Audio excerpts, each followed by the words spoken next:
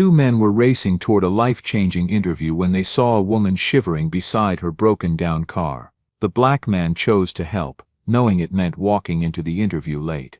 That act of kindness slammed one door shut and left him pushing a mop under the smug gaze of the man who drove on. But when disaster loomed over the company, the janitor they had dismissed became the only one who could save it. But what happened next would shock everyone. Before we begin, tell us where are you watching from? Drop a comment and let us know. The winter morning in Brookhaven pressed its cold cheek against the cafe windows. Nathan Carter sat at a small table near the door, the steam from his black coffee curling upward and fading into the bustle of people rushing past. His old navy suit was pressed as sharply as the worn fabric would allow, the creases holding the care he had put into them the night before on his kitchen counter with a towel and a borrowed iron. In front of him lay his resume, printed on paper bought a single sheet at a time from the copy shop. He traced each line with his eyes, memorizing the story it told. In his wallet, tucked behind his transit card, was a photograph of his father in a workman's uniform, broad hands resting on his knees, smiling with quiet pride. On the back, in faded ink, were the words, "Son, always do the right thing." Nathan touched them with his thumb, letting the weight of that promise settle in his chest. The door opened and a gust of cold air swept in ahead of a scent of expensive cologne. "Cappuccino, extra foam," a voice ordered. The man glanced around the room until his eyes landed on Nathan, who was scanning the bus map on his phone. "Whitestone?" he asked, his tone casual but measuring. Nathan looked up. "Administrative director interview," he said, steady and simple. "Same here," the man replied, stepping closer, the polished charcoal suit fitting him like a glove. "Daniel Brooks." His handshake was quick, firm, the kind of grip that came from a life where confidence had never been in short supply. "You know," Daniel said, glancing toward the frost-fogged street, "it's too cold to wait for buses. Let's take a taxi. I know the quickest way." Nathan hesitated. A taxi was a small luxury he hadn't planned for, but the thought of arriving late weighed heavier. He nodded. "All right." They stepped outside together, breath clouding in the frigid air. Daniel raised his arm, and a cab pulled over as if it had been waiting just for him. Inside, the heater thawed Nathan's fingers while Daniel filled the silence. "MBA from London, 4 years at Holloway and Mason, 2 in logistics for a Dallas firm. I know how to make a company scale." He adjusted his cufflinks and flashed a smile. "Whitestone needs someone with polish. They'll notice." Nathan listened, offering small nods. "I studied economics for a while. Had to leave when my mother got sick. Been working ever since." Daniel's eyes flicked over Nathan's suit, pausing at the scuffed shoes. His smile thinned. "Let's hope they're not too particular about appearance or background." The words were light on the tongue, but the edge in them cut just fine. Nathan kept his gaze forward, steady. "I'm counting on them noticing the work." Daniel gave a small laugh through his nose, the kind of sound that suggested he didn't expect Nathan to be competition. "Work is good, but looking the part, that's what gets you in the room." The taxi turned onto Whitestone Avenue, buildings of glass and steel rising ahead like monuments to those who had already made it. That was when Nathan saw her, a silver sedan pulled onto the shoulder, hood up, a pale thread of smoke curling into the cold air. A woman in a winter coat stood beside it, one glove off, phone pressed to her ear, eyes fixed on the engine like she could will it into life. "Pull over," Nathan said to the driver before he'd fully decided to speak. Daniel snapped his gaze to him. "No, keep going," he told the driver. He checked his watch, his brow tightening. "We're already cutting it close. This interview, Nathan, this could change everything for you, for me. And between the two of us," he let the rest hang in the air, his glance saying more than his words. Nathan's jaw tightened. "She needs help." Daniel leaned in, voice low and sharp. "They won't hire someone who shows up late, especially not someone who looks like they just climbed out from under a car. This is your one shot, man, one. You're really going to throw it away." The words pressed on Nathan's chest. He could see the boardroom in his mind, the folder with his name on it, the panel glancing up. He could also see the photograph in his wallet and hear his father's voice. "Always do the right thing." "Pull over," he said again, firmer. The driver eased toward the curb. Daniel exhaled hard, rubbing his temple. "Fine. But don't say I didn't warn you when I'm the one getting that job." Nathan stepped into the wind, the cold biting through his jacket. Gravel crunched under his shoes as he approached the woman. "Ma'am, let me take a look," he said, keeping his tone calm so she could borrow it. She lowered her phone, relief softening the tightness around her eyes. "It just died." Nathan propped the hood fully. The smell of cold metal and road salt met him. The battery terminal had worked loose, a frayed strap dangled uselessly. He tightened the clamp, wedged the strap, and stepped back. "Try it now." She slipped into the seat, turned the key. The engine coughed, then settled into a steady hum. She climbed out, gratitude warming her features. "Thank you." Her phone rang again. She glanced at the screen, color draining from her face. "I'm so sorry, I have to go. There's an emergency at the office. I wish I could give you a ride." "It's all right," Nathan said, stepping back so she could close the door. "Just glad you're okay." She nodded once, eyes meeting his for a moment that felt longer, then drove away. The sedan folded back into traffic until it was just another silver blur. Nathan checked his watch. The minute hand had already stepped past hope. He got back into the cab. Daniel sat in the front seat, looking straight ahead. "We can still make it if traffic breaks," he said.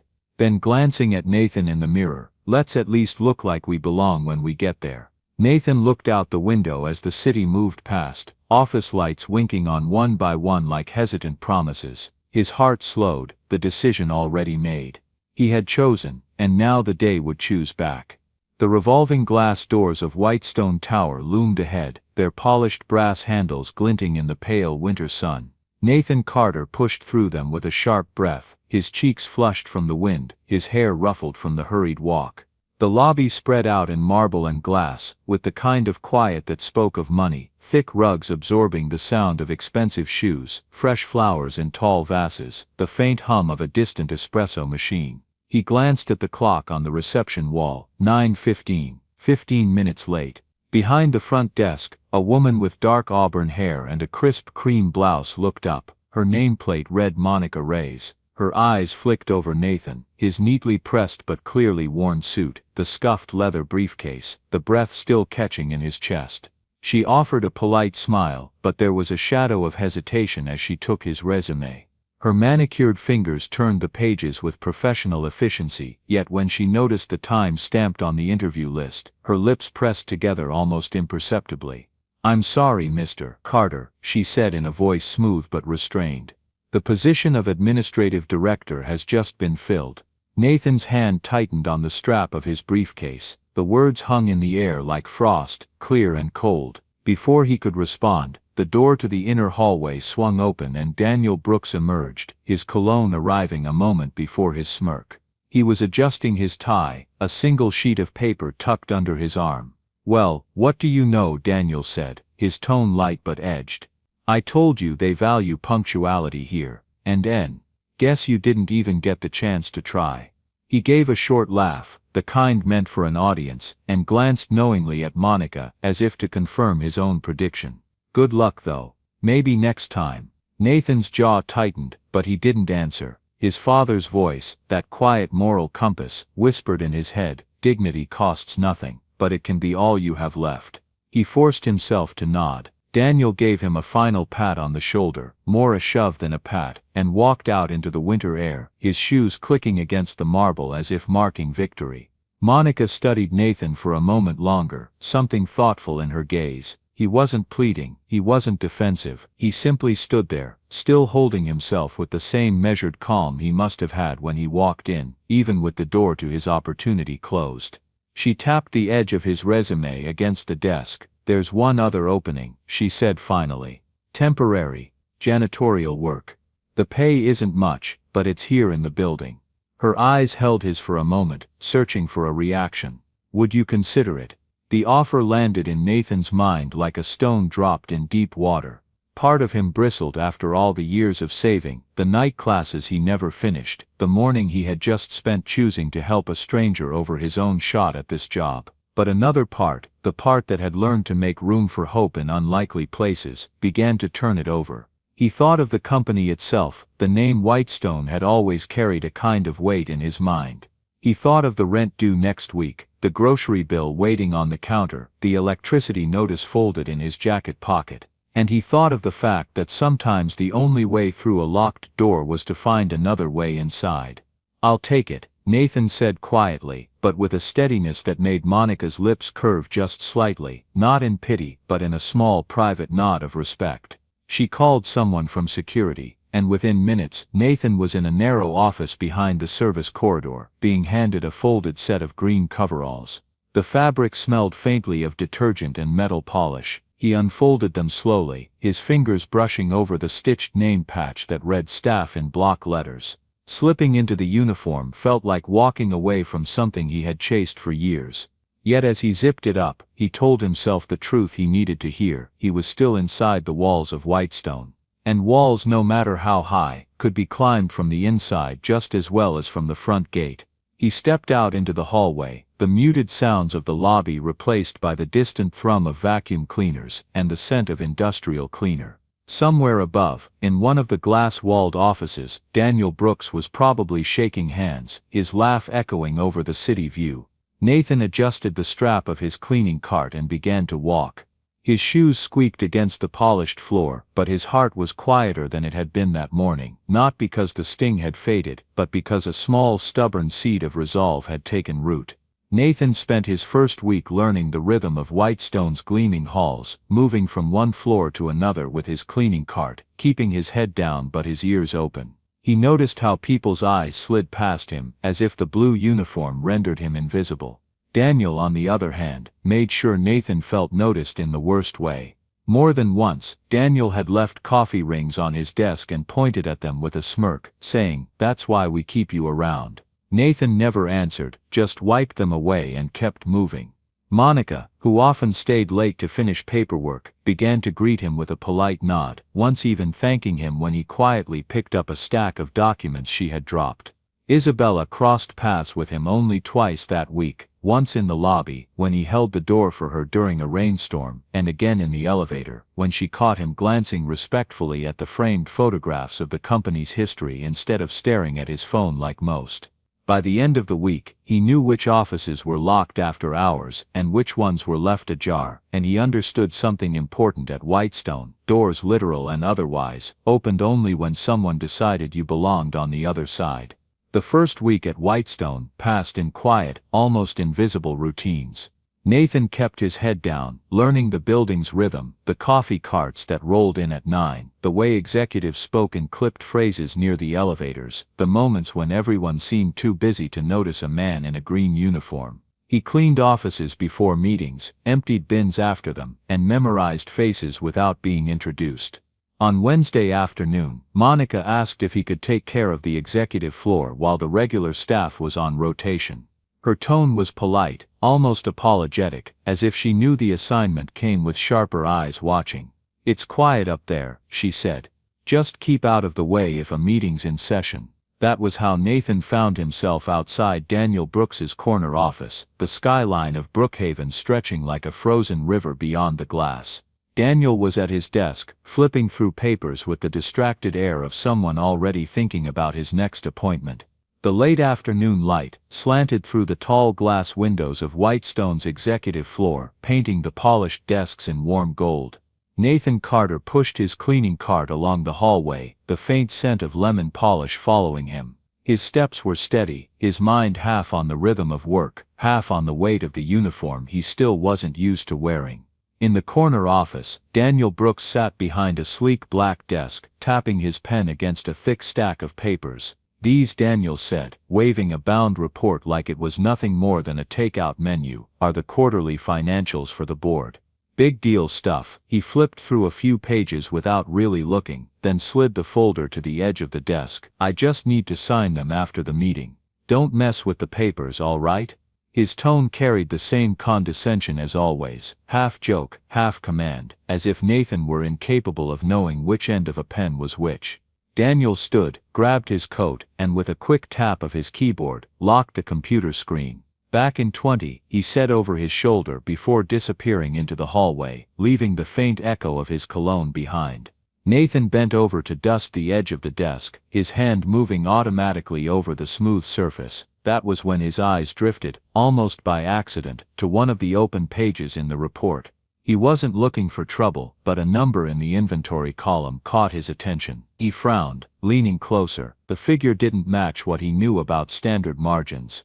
Years ago, back when he was studying economics before life pulled him away, numbers had been like a second language to him. This one read wrong. Not just a typo, wrong in a way that could cost Whitestone tens of thousands. He straightened slowly, his pulse ticking up. This was Daniel's responsibility. He could just walk away, pretend he never saw it. But the image of his father came to him, the day he'd lost his job for refusing to sign a doctored report.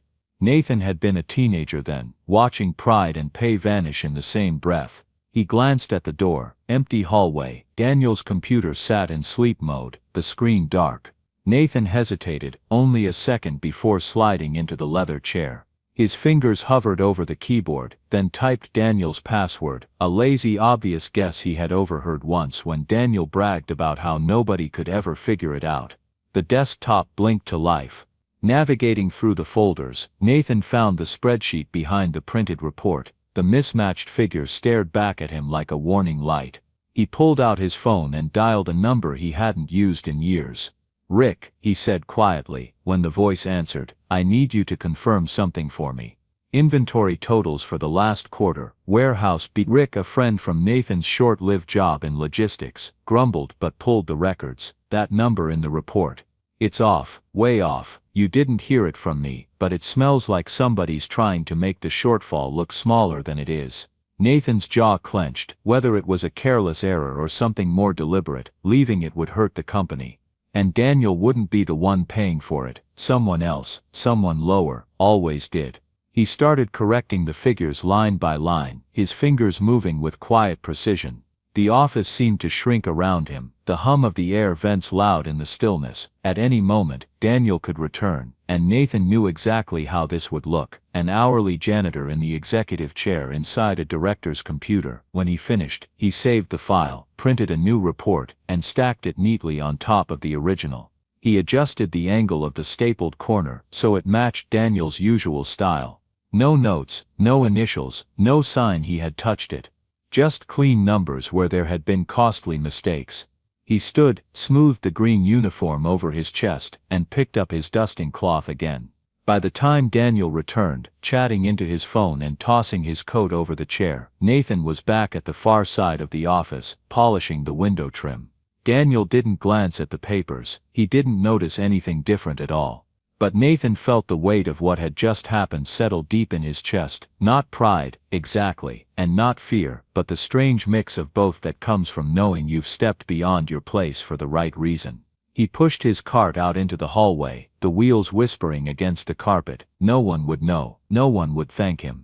But somewhere in the back of his mind, he thought of the company's name carved into the marble lobby and felt, for the first time since he put on the uniform, that he had more than just a broom in his hands. Nathan had barely slept. Long after he left the office the night before, the glow of the computer screen and the rush in his chest kept replaying in his mind. The moment he saw the wrong number, the decision to act, the quiet gamble of fixing it without leaving a trace. He told himself it wasn't about credit. It was about doing the right thing. Still, as he buttoned his uniform shirt the next morning, he felt the unease of knowing he'd crossed a line that could cost him everything if the wrong person found out. By the time he pushed open the heavy glass doors of the Whitestone building, the lobby was already humming. Daniel was there, leaning casually against Monica's desk, telling some story that made her smile politely without really listening. He glanced up, eyes sweeping over Nathan with the same mild amusement as someone watching a dog wander into a fine restaurant. Nathan kept walking, gripping the strap of his cleaning cart a little tighter. Upstairs, Isabella Moore had arrived early. She stood near the head of the polished conference table, flipping through the latest financial report. The numbers were immaculate, each column lined with almost surgical precision. But Isabella had an eye for patterns, and this wasn't Daniel's work. His reports were competent, yes, but they carried a certain looseness, an overconfidence that left small imperfections. This one was different. And then she saw it, small neat handwriting in the margin of one page, a note so precise it could have been written by someone double-checking the math. She frowned, her mind ticking back to Monica's comment the night before about seeing Nathan on the executive floor well past closing. Isabella didn't believe in coincidences. She called the IT department, requesting the access logs. Minutes later, she had her answer. Daniel's account had opened the file at 4:15 p.m. and again at 7:48 p.m. When Daniel was nowhere near the building, Nathan was. Her thoughts flashed back to that freezing morning on Brookhaven Avenue, the way Nathan had stopped without hesitation, while others, including Daniel, had walked by. By mid-morning, she'd made up her mind. Monica's voice came over the intercom, summoning Nathan and Daniel to the boardroom. Nathan stepped inside first, his uniform still smelling faintly of cleaning solvent. He kept his posture steady, though his heart was hammering. Daniel followed, crisp suit, polished shoes, cologne just strong enough to make his presence known before he spoke. Isabella gestured for them to sit, her face unreadable. "This," she began, laying the folder on the table, "is the financial report you submitted yesterday, Daniel." She slid it toward him, opening it to the marked page. "Would you like to explain why the original draft contained a $48,000 discrepancy in inventory?" Daniel's jaw tightened. "A clerical error. I corrected it before submission." "Did you?" Isabella's voice was calm, but sharper now. "Because the logs show your last edit at 4:15 p.m., then again at nearly 8 o'clock last night, when you were not in this building." Her gaze shifted to Nathan, but he was. Daniel gave a short humorless laugh. "With all due respect, Miss Moore, I doubt the janitorial staff is trained to read quarterly reports, much less correct them. Unless he was snooping where he shouldn't have been." The words hung in the air like a slap. Nathan felt them land heavy in his chest, the familiar weight of being reduced to a uniform and skin color. He opened his mouth to answer, but Isabella's voice cut in, steady and sure. "No," she said, her tone leaving no room for debate. "Nathan found a mistake that would have cost this company nearly $50,000. He verified it, corrected it, and returned the report without seeking recognition. While you were walking out the door, he was saving your department from embarrassment." Daniel shifted in his seat, his polished expression cracking just enough to reveal the anger underneath. Isabella didn't look away. "And one more thing, when I was stranded in sub-zero wind last week, he stopped to help me. You walked past without a glance." Silence pressed in. Nathan kept his hands folded in his lap, resisting the urge to drop his gaze. He wasn't sure if this was the moment his quiet gamble turned into something bigger, or something far worse. Isabella closed the folder with a soft thud and stood.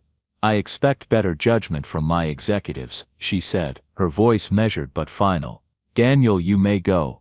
Daniel rose stiffly, his eyes locking on Nathan with a glare that promised this wasn't over. Then he turned and left, his footsteps sharp against the marble.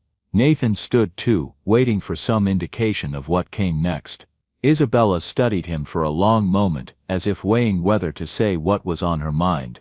Then she gave a small nod, one that felt almost like a promise, and dismissed him. As Nathan walked out into the corridor, the sound of his own footsteps felt different now. For the first time since he had put on the green uniform, he knew someone had seen past it. The air in Isabella's office still carried the weight of what had just unfolded. Daniel stood stiffly near the corner of the table, his hands shoved into his pockets, his jaw locked. Nathan was a few feet away, still in his green janitorial uniform, the faint scent of disinfectant clinging to his sleeves. Isabella remained behind her desk, her chair pushed back slightly, the morning light falling across her face. She didn't rush her words. She didn't need to. "Daniel," she said, her tone calm but unyielding, "you will no longer hold the position of administrative director. Effective immediately, Nathan will take over your duties." It was as if someone had snapped a wire inside the room. Daniel's eyes widened, then narrowed, a tight smile flickering across his lips like a dying flame. "You're replacing me with him." The emphasis on the last word carried the same quiet contempt he had worn since the day they met. "Yes," Isabella replied without hesitation. "And if you want to remain here at Whitestone, you may accept a role on the janitorial staff." For a long moment, no one spoke. Nathan could hear the faint ticking of the wall clock, each second stretching the silence thinner. Daniel's pride twisted on his face, his eyes darting between Isabella and Nathan as if there might be some hidden way out. Finally, with a breath that sounded more like a curse, he said. The word dropped like a stone in water, sinking fast. That afternoon, Nathan stood in the staff locker room for what felt like the last time as the man who cleaned floors. He unbuttoned the uniform jacket slowly, folding it with care before placing it on the hook. In its place hung a charcoal gray suit, pressed and ready. He slid into it, the fabric settling across his shoulders like a new skin. The knot of the tie drew snug at his throat, and for a moment, he just looked at his reflection in the small mirror. Same man, different armor. When he stepped out into the hallway, the marble beneath his shoes no longer felt like foreign ground. As he approached his new office, the glass walls caught his image, framing him against the sweep of the city skyline. Through the open doorway, he caught sight of Daniel in the distance, bent over a mop bucket, the scent of cleaning solution drifting faintly in the air. Daniel looked up for a fleeting second. Nathan gave him a small nod, not victory, not pity, just acknowledgement. Then he stepped inside his office and closed the door. 3 months later, the conference room was full, the low hum of conversation settling as Nathan stepped to the front. The city skyline framed him through the floor-to-ceiling windows, sunlight catching the edges of the charts on the screen behind him. He spoke with the same calm conviction he had used years ago when trying to explain to a stubborn neighbor why helping others mattered, only now, the stakes were bigger. Our hiring policies, he began, will be redesigned to open doors for candidates who have been overlooked, whether because of the color of their skin, their financial background, or the titles they've held before. Skills, integrity, and potential should be what counts. Heads nodded around the table. A young analyst near the back raised her hand. Why are you so certain this will work, that it will really change things here? Nathan smiled, the kind that started in his eyes before reaching his mouth. Because I used to mop these floors. Right here in this building. And now I'm standing here talking to all of you. If I can make that journey, then there's no reason someone else can't, if we give them the chance. There was a pause, the kind where the air feels full, as though the room itself was holding its breath. From the first row, Isabella watched him with quiet pride, her pen resting idly against her notebook. Out in the hallway, beyond the glass, Daniel was pushing a cart past the door. He slowed when Nathan's voice reached him. The words seemed to catch, holding him in place for a beat. His eyes flicked toward the room, toward the man he had once dismissed without a thought. Then without a word, he pushed the cart forward, the wheels whispering against the tile. Nathan's gaze swept the room one last time before he closed his presentation. Human dignity doesn't just change one person's life, he said, his voice steady. Given the chance, it can change an entire system. And in that moment, the quiet hum of the building felt different, not just the sound of business as usual, but the beginning of something that might outlast all of them. Join us to share meaningful stories by hitting the like and subscribe buttons. Don't forget to turn on the notification bell to start your day with profound lessons and heartfelt empathy.